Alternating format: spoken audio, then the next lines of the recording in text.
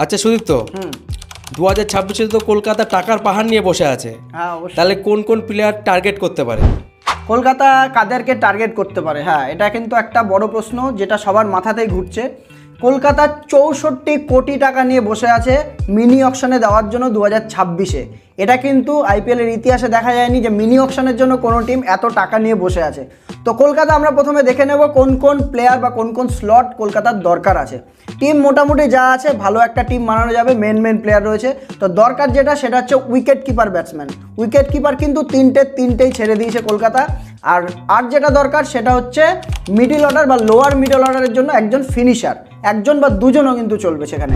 রাসেল অবধিকে কলকাতা ছেড়ে দিয়েছে এই বছর। হ্যাঁ, তো আর যেটা দরকার সেটা হচ্ছে একটা বিদেশি ফাস্ট বোলার দরকার, একটা বা দুটো ব্যাকআপের জন্য।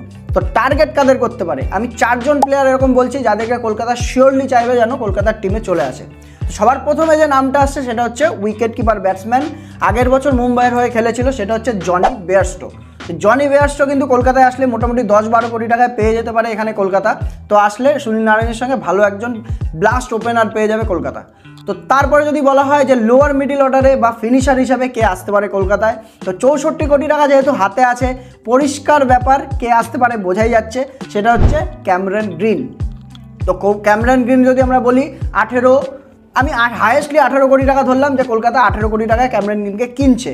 তো আরেকটা যেটা সারপ্রাইজ এটা বলবো, এটা অনেকে কিন্তু ভাবতে পারে যে তুই পাগল হয়ে গেছিস, কিন্তু না, এখানে কিন্তু কলকাতা আন্ডার রাসেলকে অত সহজে ছাড়বে না। কলকাতার কিন্তু এটা রেকর্ডে নেই যে কলকাতা পুরনো প্লেয়ারকে ছেড়ে দেয়। তো আন্ডার রাসেলকেও কিন্তু কলকাতা নিতে পারবে, যেই বাজেট তাদের কাছে রয়েছে 10-12 কোটি তারও ধরলাম আমি। আর যদি ফাস্ট বোলারের কথা বলা হয়, ফাস্ট বোলারের মধ্যে কিন্তু আমি এখানে পাথি রানাকে রাখছি না, আমি রাখছি এখানে ফাজাল ফারুককে।